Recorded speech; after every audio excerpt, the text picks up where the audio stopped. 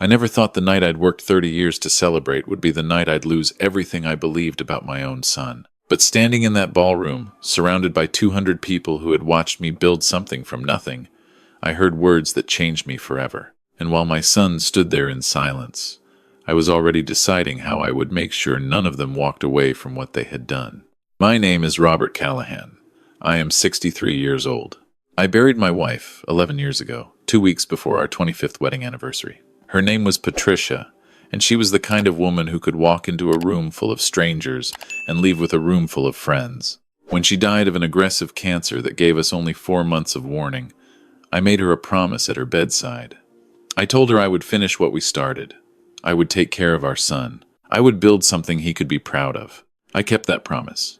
God knows I kept it. Callahan Logistics started in a rented office the size of a walk-in closet in Northwest Houston. I had a second-hand desk, 1 laptop, and a contact list I had spent 15 years building while working for someone else. My son was 19 when I started the company. He watched me miss dinners, skip vacations, take calls at midnight.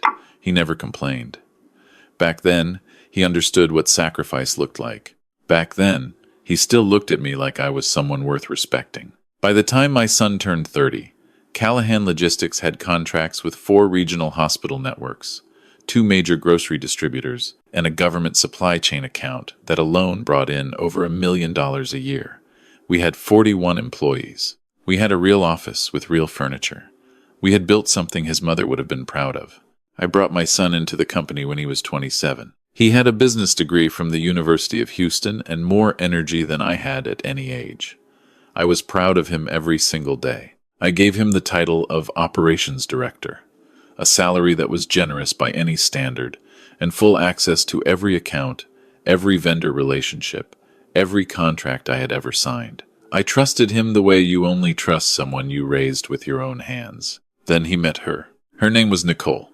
She came from money, or at least that was the story she told. She had manicured nails, a practiced smile, and the kind of confidence that I would later understand was not confidence at all, but something colder. My son brought her to Sunday dinner 3 months after they started dating, and she sat at my kitchen table talking about herself for 2 hours, while my son watched her like she was the most fascinating thing he had ever seen. I told myself I was being unfair. I told myself this was what love looked like when you were young. I smiled and passed her the bread and kept my thoughts to myself. They got engaged after 8 months. They were married 14 months later.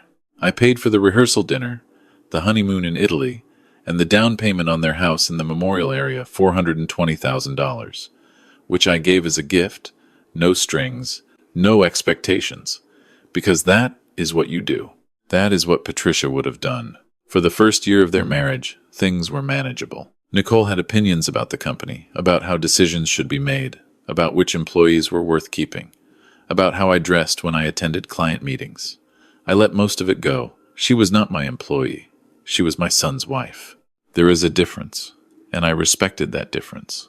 But then the comments started happening in front of other people. At my son's 32nd birthday dinner, with 6 of their friends at the table, she said, "Robert still thinks he's running a mom-and-pop shop. That's why the company hasn't grown in 2 years."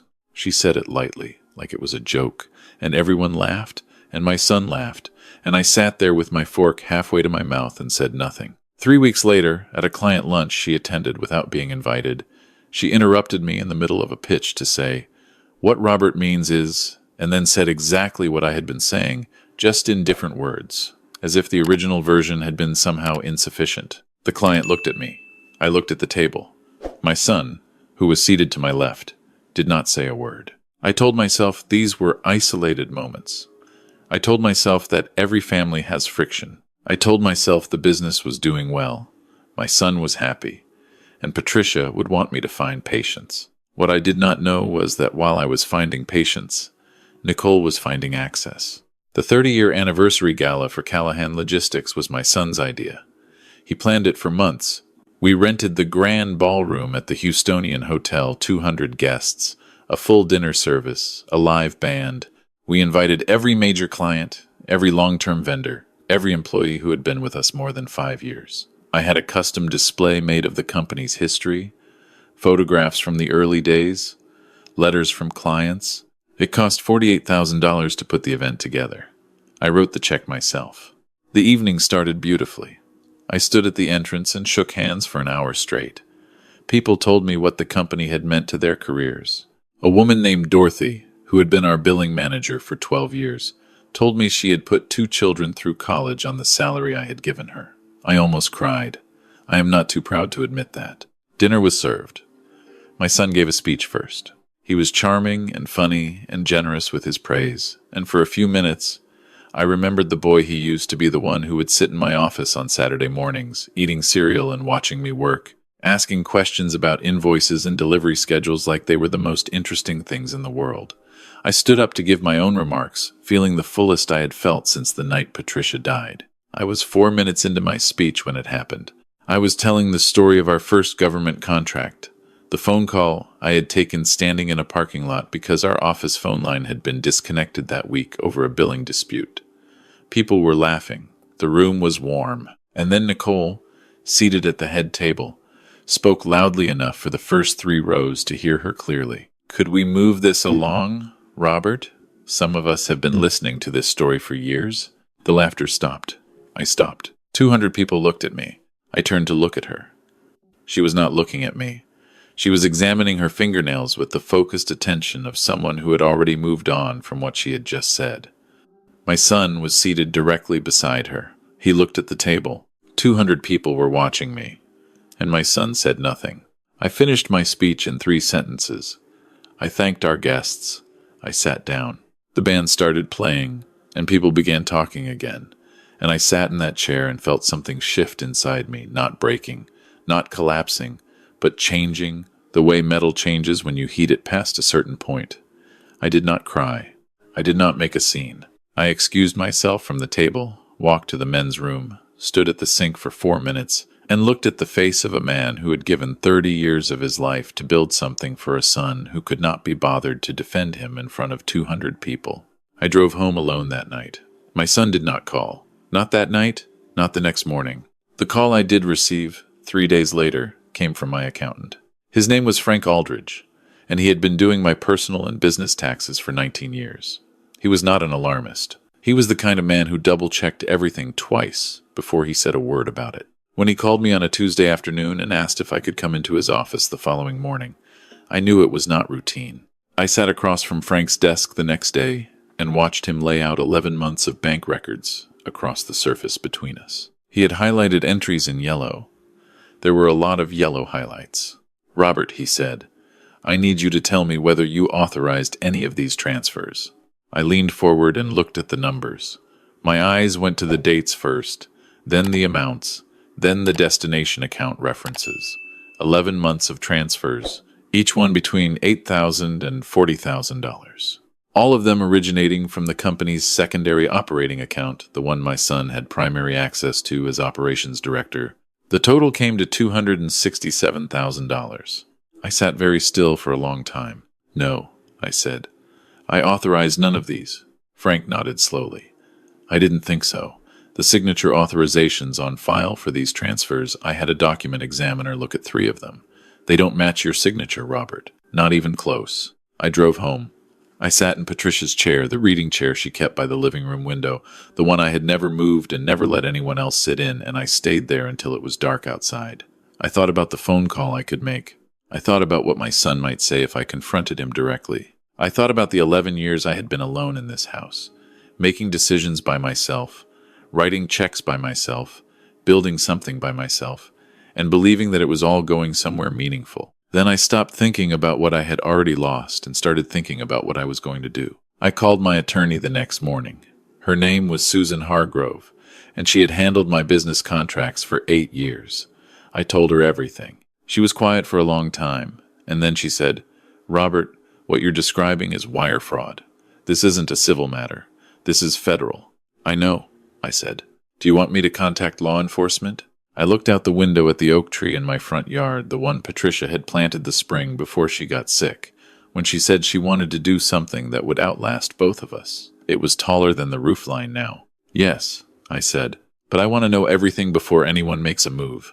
I want a complete picture." Susan hired a forensic accountant within the week. What they found over the following 3 weeks was more organized than I had expected. The destination account for the transferred funds belonged to a Shell LLC registered in Delaware under a name I had never heard. But the registered agent for that LLC was Nicole's maiden name, and the LLC had been opened 4 months before my son and Nicole were married. She had been planning this before the wedding. Do you understand what I mean when I say that? She had sat at my kitchen table and eaten my food and smiled at me with that practiced smile, and she had already opened the account she intended to drain me into. My son either knew and said nothing, or he was so thoroughly under her influence that he had stopped being capable of asking questions. I did not know which possibility was worse. I want to tell you what I did not do. I did not call my son in a rage. I did not show up at their house. I did not give Nicole any indication that I knew a single thing. Because there is a difference between anger and purpose, and by that point I was done with anger. Susan filed a criminal complaint with the FBI's Financial Crimes Division. Because the transfers crossed state lines through the Delaware LLC, it was a federal matter. An agent named Harrison contacted me within 72 hours. While that process moved forward, I quietly began restructuring the business. I worked with Susan and a corporate attorney to remove my son's operational authorization from every company account. I changed the administrative passwords for our accounting software. I had a full audit conducted on every account the company maintained going back 3 years. I did all of this without a single word to my son. On a Thursday morning, 6 weeks after the gala, I received a call from Agent Harrison. He told me that based on the evidence compiled, arrest warrants had been issued. He asked me where Nicole would most likely be at 9 o'clock the following morning. I told him she had a standing appointment at a salon on Westheimer every Friday at 9. I was not present when they arrested her. I had no desire to watch.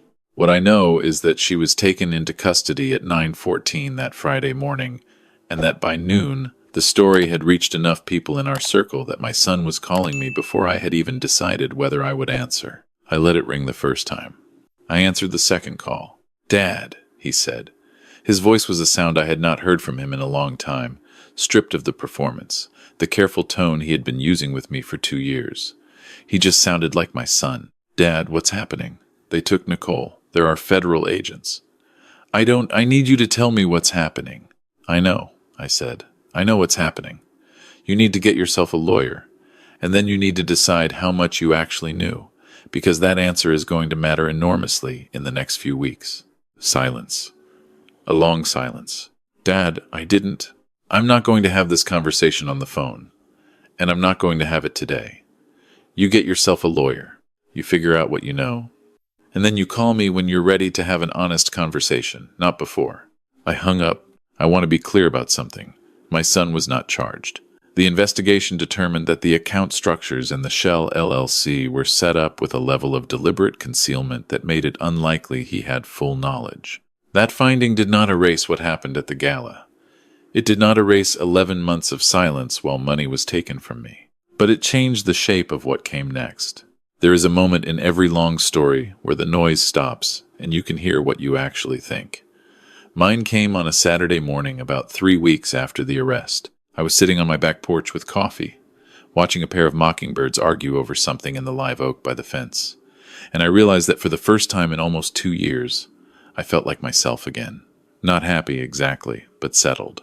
Like a compass that had been spun hard finally coming to rest, pointing north. I had spent 2 years making myself smaller, making excuses, waiting for a version of my son to return that might not ever come back on his own, and in trying to keep the peace, I had almost handed over everything I had built to someone who saw me as nothing but a funding source. "I built this company for a future I believed in," I said out loud, to no one, to the mockingbirds, to Patricia somewhere.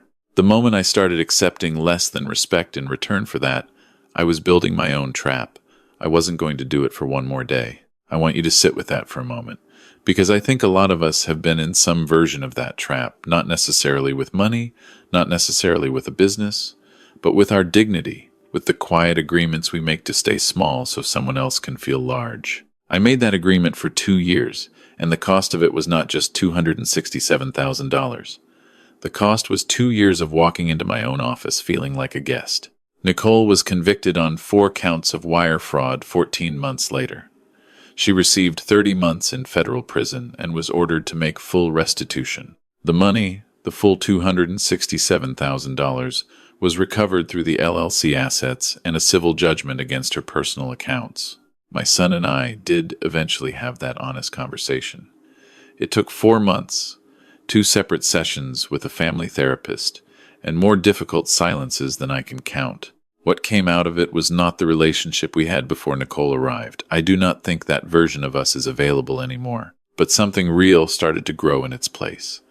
Something that had been earned instead of assumed. He came back to the company in a reduced capacity, with a completely restructured authorization framework and a level of accountability that would have seemed insulting before all of this happened.